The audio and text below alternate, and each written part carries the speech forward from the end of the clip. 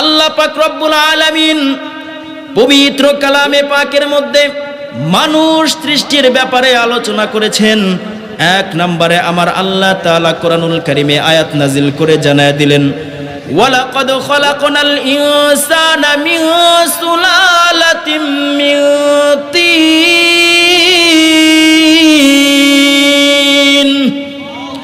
আল্লাহ পাক রব্বুল আলামিন বললেন, আমি আল্লাহ মাটির সারাংশ থেকে মানুষকে সৃষ্টি করেছি। দুই নাম্বার স্তর আল্লাহ পাক রব্বুল আলামিন বর্ণনা করলেন, থুম্মা জাআলনাহু নুতফাতান ফি করারিম মাকিন। এরপরে আমি আল্লাহ নির্দিষ্ট একটি জায়গায় নাপাক বীর্য দ্বারা আমি মানুষকে সৃষ্টি করেছি। এক ফোঁটা নাপাক বীর্য আমি আল্লাহ নির্দিষ্ট একটা জায়গার মধ্যে স্থাপন করেছি।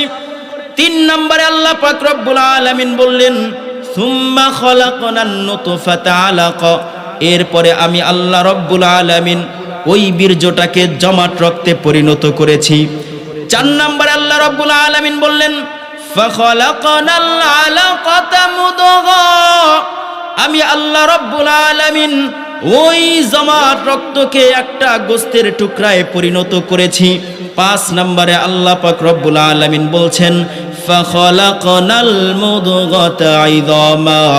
আমি আল্লাহ ওই রক্তের টুকরাটাকে আমি আল্লাহ গোস্ততে পরিণত করেছি। ছয় নম্বরে আল্লাহ পাক রব্বুল আলামিন ফাকাসাউনাল ইযামা লাহমা। আল্লাহ পাক রব্বুল আলামিন বললেন, আমি আল্লাহ ওই গোস্তের টুকরাটাকে আবার মাংস দ্বারা আবৃত করে দিয়েছি। মুসলমান বন্ধু আমার, সাত নম্বরে থুম্মা আনশানাহু খালকান আখার। আল্লাহ পাক রব্বুল আলামিন পরিপূর্ণ একটা মানুষ বানিয়েছেন, রূহ ফুঁকে দিয়েছেন। এভাবেই আল্লাহ পাক রব্বুল আলামিন একের পর এক স্তর অতিক্রম করে আপনাকে আমাকে সৃষ্টি করে দুনিয়ার সমস্ত মানুষদেরকে বুঝিয়ে দিলেন, আমি আল্লাহ রব্বুল আলামিন এমন নিপুণ, এমন নিখুঁত সৃষ্টিকারী, যেই আল্লাহ দ্বিতীয় আর কেউ হতে পারে না। মুসলমান বন্ধু আমার, ইমামে মালিক রাহিমাহুল্লাহু তাআলা আনহু বাদশাহ হারুন আর রশিদকে বললেন, আল্লাহ পাক রব্বুল আলামিন এই 7টি স্তরে মানুষকে বানালেন।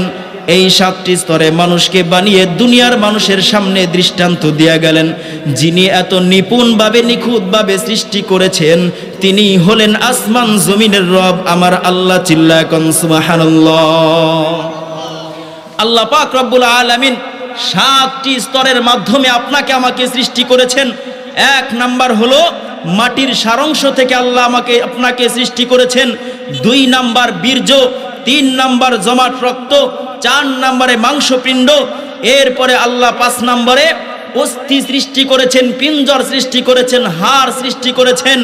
আবার 6 নাম্বারে ওই অস্থিকে মাংস দ্বারা আবৃত করেছেন। 7 নাম্বারে আল্লাহ পাক রব্বুল আলামিন ওই অস্থিপিণ্ডের মধ্যে, মাংসপিণ্ডের মধ্যে রূহ ফুঁকে দিয়েছেন, অর্থাৎ পরিপূর্ণ মানুষের রূপ দান করেছেন। চিল্লায় কোন সুবহানাল্লাহ। মুসলমান বন্ধু আমার, আল্লাহ রব্বুল আলামিন এই 7 পদ্ধতিতে আপনাকে আমাকে সৃষ্টি করে দুনিয়ার মানুষদেরকে জানায়া দিলেন বিশ্বজগতের একজন প্রতিপালক আছে। চিল্লায় কোন তিনি কে? আল্লাহ পাক রব্বুল আলামিন আপনাকে আমাকে সৃষ্টি করেছেন। আমার আল্লাহ তাআলা এমন সুন্দর করে আপনাকে আমাকে সৃষ্টি করলেন, নাকের জায়গায় নাক দিলেন, কানের জায়গায় কান, চোখের জায়গায় চোখ দিয়েছেন, পায়ের জায়গায় পা, হাতের জায়গায় হাত, জিহ্বার জায়গায় জিহ্বা দিয়েছেন, দাঁতের জায়গায় দাঁত দিয়েছেন। দুনিয়ার কোনো মানুষ যদি কোনো কিছু সৃষ্টি করতে যায় তাহলে দুনিয়ার আলোর প্রয়োজন পড়ে। দুনিয়ার কোনো মানুষ যদি কোনো কিছু সৃষ্টি করতে যায় তাহলে অনেকবার ভুল হয়ে যায়। আমার আল্লাহ রব্বুল আলামিন নিখুঁতভাবে সৃষ্টি করলেন। আল্লাহ পাক রব্বুল আলামিন নিখুঁতভাবে এত সুন্দর করে সৃষ্টি করলেন। এমন সুন্দর সৃষ্টি, এই সৃষ্টির মধ্যে কোনো খুঁত নাই। দুনিয়ার কোনো মানুষ এত সুন্দর করে সৃষ্টি করতে পারে না। মানুষ যদি কোনো কিছু সৃষ্টি করতে যায় তাহলে তার আলোর প্রয়োজন হয়। মানুষ দিনের সূর্যের আলোতে কোনো কিছু সৃষ্টি করে, অথবা রাতের বেলা লাইট জ্বালানোর পরে ওই বিদ্যুতিক লাইটের মাধ্যমে মানুষ তারপরে কোনো না কোনো কিছু সৃষ্টি করে থাকে। কিন্তু আল্লাহ পাক রব্বুল আলামিন অন্ধকারের পর অন্ধকার, লোডশেডিং এর পর লোডশেডিং, এমন অন্ধকারের মধ্যে আপনাকে আমাকে সৃষ্টি করেছেন। নাকের জায়গায় নাক দিয়েছেন, কানের জায়গায় কান দিয়েছেন।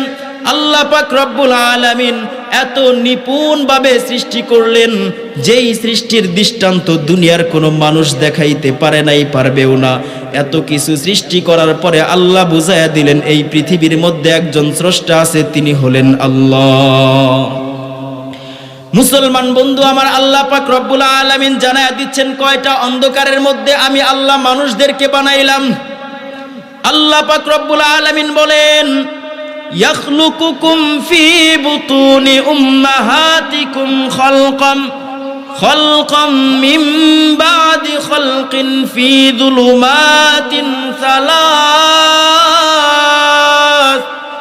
আল্লাহ সুবহানাহু ওয়া তাআলা বলেন, তিনটা অন্ধকার অতিক্রম করে আমি আল্লাহ মানুষকে সৃষ্টি করেছি। এক নাম্বার অন্ধকার হলো মায়ের গর্ভ, মায়ের গর্ভে পেটের অন্ধকারের মধ্যে আল্লাহ তাআলা আপনাকে আমাকে সৃষ্টি করেছেন। দুই নাম্বার অন্ধকার আল্লাহ পাক রব্বুল আলামিন বললেন রেহেমের অন্ধকার, জরায়ুর অন্ধকার। এই অন্ধকারের মধ্যে আল্লাহ তাআলা আপনাকে আমাকে সৃষ্টি করেছেন। তিন নাম্বার অন্ধকার হলো জরায়ুর ভিতরে পাতলা একটা আবরণ থাকে, ওই আবরণের অন্ধকার। এই তিনটা অন্ধকারের মধ্যে আল্লাহ পাক রব্বুল আলামিন আপনাকে আমাকে সৃষ্টি করেছেন। মুসলমান বন্ধু আমার, আল্লাহ তাআলা আপনাকে আমাকে এই তিন অন্ধকারের পরে সৃষ্টি করিয়া এত সুন্দর করে বানাইলেন, দুনিয়ার কোনো মানুষ দৃষ্টান্ত রাখতে পারলো না। আমার আল্লাহ এত সুন্দর করে বানাইলেন, দুনিয়ার মানুষ যদি এই সৃষ্টির মধ্যে লক্ষ্য করে, দুনিয়ার মানুষ যদি এই সৃষ্টি নিয়ে গবেষণা করে, তাহলে আমার আল্লাহর পরিচয় পেয়ে যায়। চিল্লা এখন ঠিক কিনা? আল্লাহ পাকের পরিচয় কেমন করে পাইবেন? ও মুসলমান, দুনিয়ার মধ্যে যে কোনো প্রোডাক্ট আপনি দেখেন না কেন, প্রোডাক্টের গায়ের মধ্যে লোগো দেওয়া থাকে, কোম্পানির সিল থাকে, ঠিক কিনা বলেন? আল্লাহ পাক রব্বুল আলামিন যে আপনাকে আমাকে বানাইলেন, আল্লাহ তাআলাও আমার আপনার মধ্যে লোগো দিয়েছেন, সিল দিয়েছেন। আপনি যদি লক্ষ্য করে দেখেন, এই যে হাত, এই হাতটা যদি আপনি কোনো কাগজের মধ্যে রাখেন, এরপরে যদি হাতের মধ্যে আপনি যদি কলম দিয়ে আঁকান, এরপরে হাতটা তুলে দেখবেন আল্লাহ লেখা হয়েছে। চিল্লায় কোন সুবহানাল্লাহ। শুধু তাই নয় মুসলমান বন্ধু আমার, খেয়াল করেন, আল্লাহ পাক রব্বুল আলামিন মানুষের কলবের মধ্যে একটা আল্লাহ চিহ্ন লিখে দিয়েছেন, একটা লোগো আল্লাহ তাআলা রেখে দিয়েছেন। বান্দা যখন জিকির করে লা ইলাহা ইল্লাল্লাহ, বান্দা যখন পড়ে আল্লাহ আল্লাহ আল্লাহ, যখন বান্দা বলে ওই কলবের লোগোর সাথে মিলে যায়। আর যখন কলবের লোগোর সাথে মিলে যায়, আল্লাহ নামের সাথে যখন মিলে যায়, তখন বান্দার অন্তরের মধ্যে শান্তি শুরু হয়ে যায়। ওই বান্দা দুনিয়ার সব কষ্ট পেরেশানি ভুলে যায়। ও মুসলমান, আপনাকে বলে যাই, কোনোদিন যদি কোনো সময় কষ্টের মধ্যে যদি আপনি পড়ে যান, তাহলে আল্লাহ আল্লাহ জিকির যদি আপনি শুরু করে দেন, খোদার কসম করে বলতে পারি 5 মিনিট জিকির করার পরেই আপনার অন্তরে যিনি শান্তি দান করবেন তিনি কে? আল্লাহ পাক রব্বুল আলামিন এই কলবের মধ্যে একটা লোগো দিয়েছেন। যখন আপনি জিকির করবেন, ওই কলবের লোগোর সাথে মিলে যাবে। আর যখন আল্লাহ শব্দের সাথে মিলে যাবে, তখন ওই ভিতরের আল্লাহটা প্রশান্তি অনুভব করবে, ওই ভিতরের আল্লাহটা শক্তিশালী হয়ে যাবে। যখন ভিতরে আল্লাহটা শক্তিশালী হয়ে যায়, তখন আপনার দিলের মধ্যে শান্তি প্রবাহিত হয়ে যায়।